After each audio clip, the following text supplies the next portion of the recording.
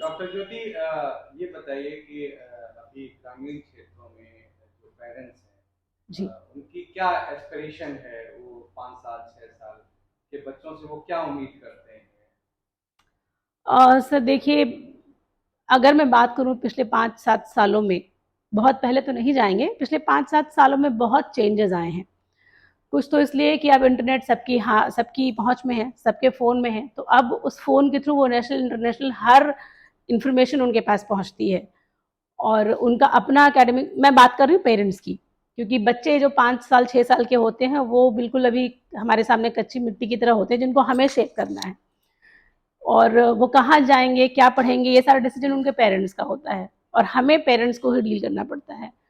तो जो इस समय अभिभावक हैं, जो 25 से 35-40 की आयु वर्ग के पेरेंट्स हैं, जिनसे हम मिलते हैं, वो अभी थोड़े, मुझे लगता है कि थोड़े से कन्फ्यूज़ टाइप के हैं। इसलिए क्योंकि अभी उनका जो स्कूलिंग का एक्सपीरियंस है, वो एक डिफरेंट एनवायरनमेंट में था। अभी एजुकेशन सिस्टम में बहुत सारे एडवांसमेंट आई हैं, बहुत सारी चेंजेज़ आई हैं और अब उनकी नॉलेज में भी बहुत सारी नई-नई चीज़ें आ रही हैं, जो हम कह सकते हैं कि ये इंटरनेट के सबके यूज़ में आने की वजह से ये ज़्यादा हुआ है।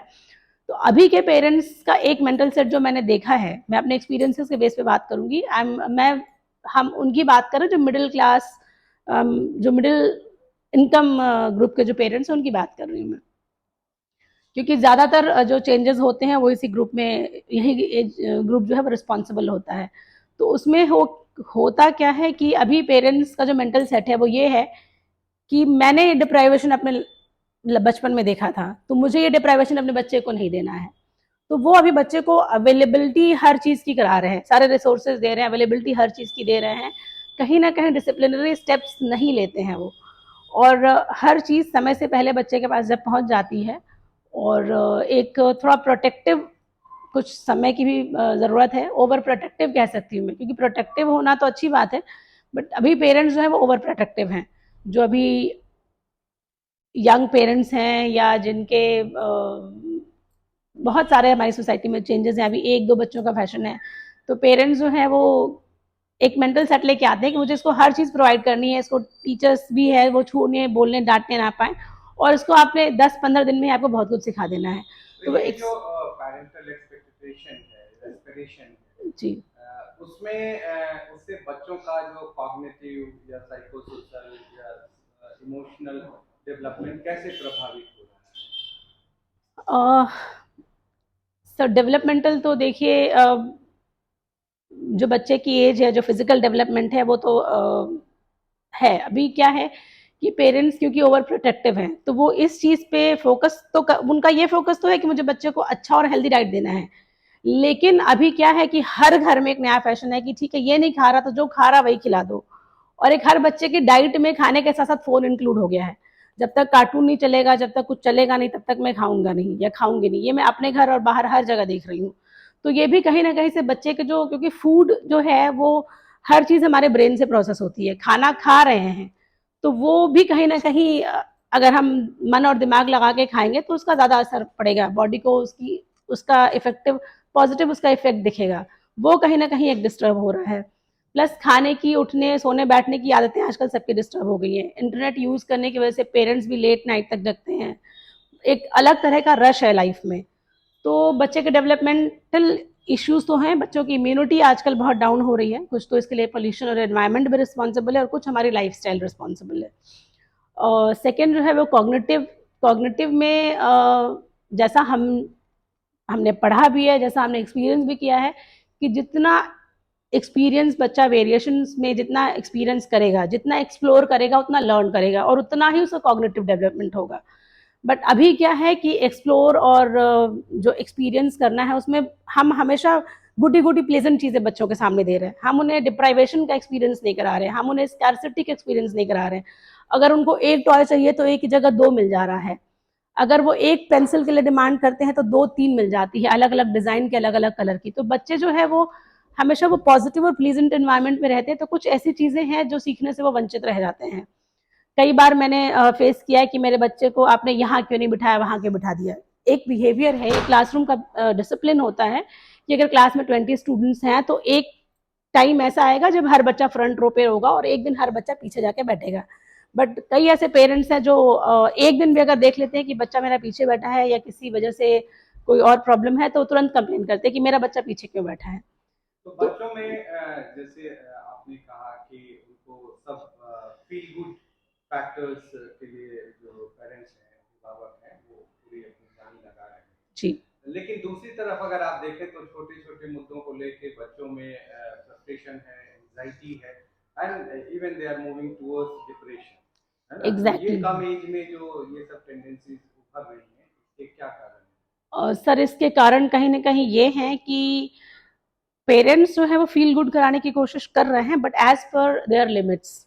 और जब बच्चे को हर चीज़ मिलती रहती है और उसे ये नहीं समझाते हैं कि बेटा दिस इज द लिमिट, अब इससे अधिक हम आपको नहीं दे सकते, यू हैव टू रियलाइज कि ये हमारी पोटेंशियल है, आपको इसी में रहना है और आपको अपना बेस्ट देना है। बच्चे को उसका बेस्ट देने के लिए हमको मोटिवेट करना पड़ेगा। क्लास में कई सोशल इकोनॉमिकल ग्रुप के बच्चे आते हैं तो बच्चा कहीं ना कहीं वहाँ कंपेयर करता है। कुछ चीज़ों को तो हम स्कूल्स या पेरेंट्स कुछ हद तक हम कंट्रोल करने की कोशिश करते हैं बट फिर भी कुछ हद तक ये बच्चे कहीं ना कहीं नोटिस करते हैं कि उसका सामान ज़्यादा अच्छा है। छोटे उम्र की बात मैं कर रही हूँ।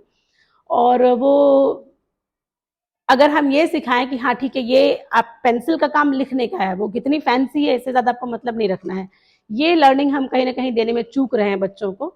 और और भी बहुत सारी चीज़ें हैं। पेरेंट्स का जो आपस में बात करने का तरीका है वो कि तुमको हम हर चीज़ दिलाएंगे, जो हमने नहीं किया वो हम करेंगे। पेरेंट्स आर फ्रिक्वेंटली ये इस तरह के सेंटेंसेस वो बच्चों के सामने बोलते हैं। अगर कभी किसी टीचर ने या किसी ने बच्चे को डांटा तो दे आर नॉट इंटरेस्टेड कि रीज़न क्या है, क्यों डांटा। वो बच्चे की बात को 100% करेक्ट मान के टीचर के साथ बहस करने लगते हैं कि आपने क्यों डांटा। बच्चों के साथ तो अभी बहुत सारे नियम है कि नहीं डांटना नहीं है, समझाना नहीं है, तो हम भी पूरी कोशिश करते हैं कि छोटे बच्चों को हम बहुत ही प्यार प्यार से सारी चीज़ें समझाएं। लेकिन एक समय ऐसा आता है जब बच्चे को कहीं ना कहीं ये रियलाइज होता है कि अभी आजकल जैसा मैं कह रही हूँ कि सोशल मीडिया का इम्पैक्ट भी बहुत है ड्यू टू इंटरनेट अवेलेबिलिटी। तो अभी आप देखेंगे पिछले 2-3 सालों में रील्स, शॉर्ट्स, ये बहुत सारी चीज़ें ऐसी आ गई हैं और पेरेंट्स बड़ा प्राउडली अपने छोटे छोटे बच्चों के रील्स और वीडियोस बना के डाल रहे हैं। तो कहीं ना कहीं आज बच्चों के अंदर जो ये एस्पिरेशन है कि मुझे सुपरस्टार बनना है, मुझे सोशल मीडिया स्टार बनना है, मुझे यूट्यूबर बनना है, ये जो नई नई चीज़ें निकल के आ रही हैं, हमें बच्चे को एज एन एकेडमिशियन मुझे ये लगता है कि हर बच्चे के लिए एकेडमिक्स मस्ट है। एक लेवल तक हर बच्चे को पढ़ना ही पढ़ना है और उसके लिए उसको डिसिप्लिन्ड एनवायरनमेंट मिलना चाहिए। तो कहीं ना कहीं हम वो डिसिप्लिन्ड एनवायरनमेंट देने में चूक रहे हैं, जिसकी वजह से बच्चे ये डिफरेंशिएट नहीं कर पा रहे हैं कि ये अच्छा कंडीशन है, ये बुरा कंडीशन है। और जब वो बुरे कंडीशन में जाते हैं तो वो कहीं ना कहीं अपनी स्ट्रेंथ जो है वो गिव अप कर देते हैं और इसी वजह से जो है डिप्रेशन और इस तरह की बहुत सारे प्रॉब्लम्स हैं आजकल। जो जो आज से 10-15 सालों पहले अगर हम देखें, जब हम उस एज में हुआ करते थे, तो जो इन्फॉर्मेशन हमें 10th-12th ग्रेड में आके मिलती थी वो मैं देखती हूँ कि आज 4th-5th के बच्चों के पास वो इन्फॉर्मेशन है। तो इंफॉर्मेशन की बॉम्बार्डिंग हो रही है हर तरफ से, सोशल मीडिया की तरफ से हो रही है।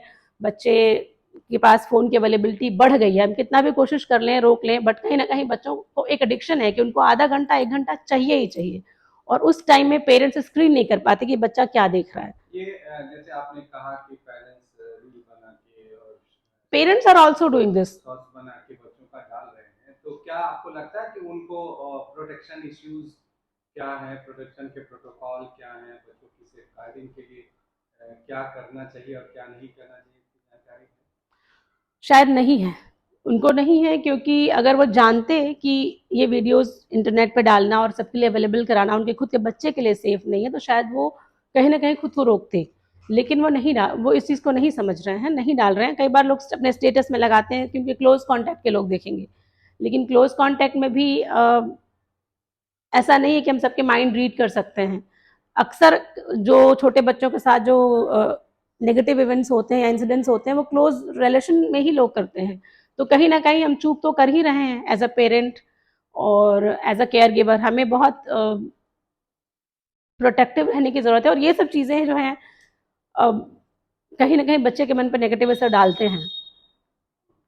क्या पेरेंट्स को ये ऐसा उनकी पेरेंटिंग के बारे में तो कहीं से उनको जानकारी मिलती नहीं है और शायद लेना भी नहीं चाहते, क्योंकि कोई ऐसी ट्रेनिंग हमारे समाज में या सिस्टम में तो है नहीं जिसमें पेरेंटिंग की कोई ट्रेनिंग हो। हम तो एक सामान्य प्रक्रिया में पेरेंट बन जाते हैं। आपको लगता है कि एक जरूरी चीज है एग्जैक्टली पेरेंटिंग exactly. और पेरेंटिंग जैसे हम लोग जानते हैं कि पेरेंटिंग का स्टाइल देखिए डिपेंड करता है कि पेरेंट्स का अपना स्टाइल क्या है। कई पेरेंट्स डोमिनेटिव होते हैं, कई पेरेंट्स अथॉरिटेटिव होते हैं, कई पेरेंट्स फ्रेंडली होते हैं, कई कोऑपरेटिव होते हैं। तो जो पेरेंट्स का स्टाइल होता है वो बच्चे पे पूरी तरह से इम्पैक्ट करता है। और पेरेंटिंग के लिए जब जो हम में से जब जो भी पेरेंट बनते हैं वो पेरेंटिंग स्टाइल कौन सी उनको रखनी चाहिए, मिक्स करना चाहिए, कॉम्बिनेशन करना चाहिए, वो इस बारे में नहीं जानते। इवन कई बार तो वो लोग पेरेंटिंग वही समझते हैं जो उन्होंने अपने बचपन में फेस किया है, और हम बड़ा कहते भी कि हमने ऐसा देखा था तो हम ये ऐसा करेंगे, ऐसा नहीं करेंगे। तो कुछ मामलों में तो ये चीज़ें यूजफुल होती हैं, लेकिन क्योंकि समय बदल गया, माहौल बदल गया, इंफॉर्मेशन टेक्नोलॉजी का आज इतना इन्फ्लुएंस है कि बहुत सारी और भी चीज़ें जो हैं वो मिक्स उनका इन्फ्लुएंस पड़ रहा है। तो कहीं ना कहीं हमें पेरेंटिंग स्टाइल तो चेंज करना ही है, बट वो हर चीज़ प्रोवाइड कर देने वाली और लाइफ को बिल्कुल बेड ऑफ रोजेस बना के रखने वाली मेंटेलिटी को कहीं ना कहीं हमें चेंज करना पड़ेगा। तो पेरेंट्स के लिए खासतौर से यंग बच्चे जो हैं, जो 6 साल 7 साल 8 साल से कम उम्र के बच्चे हैं, उन पेरेंट्स के लिए क्या आपके सुझाव होंगे? कुछ महत्वपूर्ण सुझाव, दो तीन चार?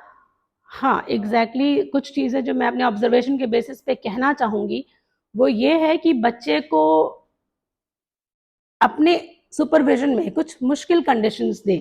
जैसे कई बार होता है, अभी आज ये चल रहा है ट्रेंड कि अगर बच्चा गिर गया तो तुरंत दौड़ जाते हैं। तो छोड़ दीजिए, कुछ उसको अपनी लाइफ में छोटी छोटी हार्डशिप है, जो छोटी छोटी मुश्किलें हैं वो उसको फेस करने दीजिए। बहुत ही ज़्यादा प्रोटेक्टिव एनवायरनमेंट देने से बच्चा सीख नहीं पाता अपने स्किल्स को। वो क्या बोलते हैं उसको, अपने स्किल्स को प्रैक्टिस नहीं कर पाता, निकाल नहीं पाता। वो हमेशा पेरेंट्स खड़े रहते हैं उसकी हेल्प करने के लिए। 6-7 साल के बच्चों का तो हम कह सकते हैं कि बहुत ही तेजी से उनके ब्रेन में चेंज होता है, हर दिन वो कुछ ना कुछ नया सीखते हैं। अब एक रेगुलरिटी, एक डिसिप्लिन जो है कि वो रोज स्कूल आना, ये भी मैं देखती हूँ कि पेरेंट्स इसको मेंटेन नहीं कर पाते। उनके लिए अब और कुछ ना कुछ इसमें जो पिछला हमारा 2 साल कोविड पीरियड था उसने भी बहुत ज़्यादा इसमें मुश्किलें क्रिएट की हैं। हम सभी कहीं ना कहीं ओवर प्रोटेक्टिव और हो गए हैं उस पीरियड के बाद से, क्योंकि हमें लगता है कि बाहर बहुत सेफ नहीं है बच्चे के लिए। तो मेरा सजेशन तो ये है कि हमें बच्चों की इम्यूनिटी पे, उनकी हेल्दी डाइट पे, दोनों पे ध्यान देना है, एज वेल एज उनके बिहेवियरल ट्रेड्स पे ध्यान देना है। उनको जितने चैलेंजेस और एक्सपोजर हम दे सकते हैं उतना देना है, और कहीं ना कहीं हमें उन्हें एक डिप्राइवेशन भी सिखाना है कि ये भी लाइफ का पार्ट होता है। You can't get everything in your life, और जो आप नहीं पा सकते वो आपके लिए कितना ज़रूरी है और कितना ज़रूरी नहीं है, इसको हमें उनको एक बार समझाना है कि अगर ये ज़रूरी है then you have to do hard work to get this thing. आपको खुद से भी कुछ चीज़ें मेहनत करके पानी है। और इसमें से क्या ऐसी चीज़ें हैं जो हम आपको दिला सकते हैं। कुछ बच्चों के सामने हम लोगों ने तो पढ़ा हुआ है, इसको भी ब्राइबिंग या और भी कह सकते हैं, लेकिन रिवॉर्ड एंड पनिशमेंट के थ्रू हम बच्चों को बहुत सारी चीज़ें सिखा सकते हैं।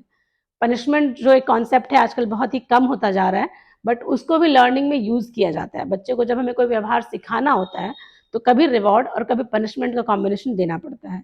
तो वो दोनों को ही हमें यूज़ करना पड़ेगा। सिर्फ रिवॉर्ड रिवॉर्ड करेंगे तो कहीं ना कहीं जो लर्निंग है उसमें कोई लैकुना क्रिएट ज़रूर होगा।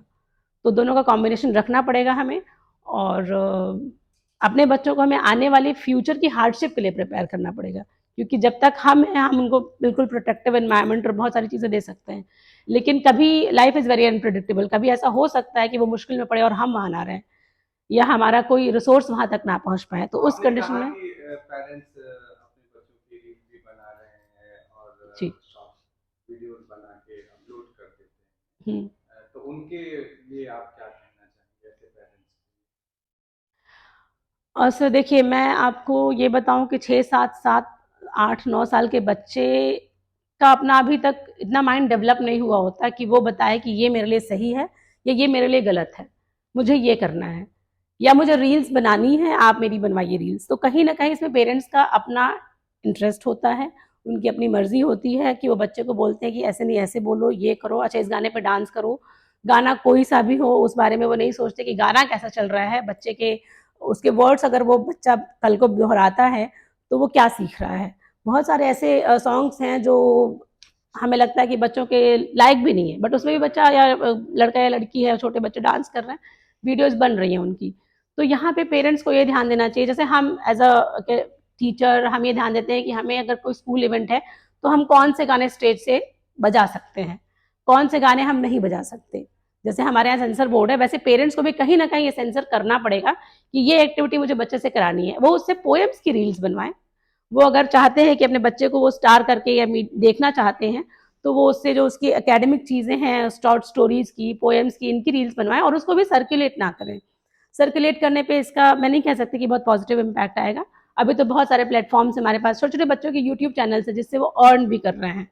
तो कहीं ना कहीं ये हर किसी के मन में आ रहा है कि हम भी इस तरह से करके स्टार बन जाएंगे। और जब वो बच्चे की वीडियोस डाल रहे हैं या उस हिसाब से लाइक्स या डिसलाइक्स अगर होती हैं, तो कहीं ना कहीं ये भी एक रीज़न है जिसकी वजह से पेरेंट्स और बच्चे दोनों में ही एक नेगेटिव फीलिंग आती है। तो पेरेंट्स को चाहिए कि वो जो बच्चे की एज अप्रोप्रिएट थिंग्स हैं, जो बिहेवियर है, उसको ही करें। अपने आप को थोड़ा सा समझाएं यहाँ पे कि मुझे बच्चे को ये सॉन्ग देना है, ये पोएम देना है, या ये स्टोरी देनी है, या ये डायलॉग देना है। बच्चे अभी बहुत सारी चीज़ें स्कूल में सीख लेते हैं, वो रोल प्ले करना सीख लेते हैं। जब फैंसी ड्रेस कॉम्पिटिशन है, बच्चे किसी न किसी महान विभूति का ड्रेसअप करके आते हैं और डायलॉग और स्टेट बोलते हैं। स्कूल में बच्चे बहुत सारी चीज़ें सीख लेते हैं, तो वो उन सब चीज़ों को रेप्लिकेट कर सकते हैं जो उनके लिए हेल्पिंग हो।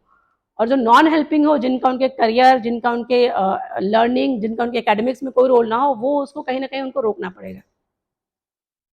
बहुत बहुत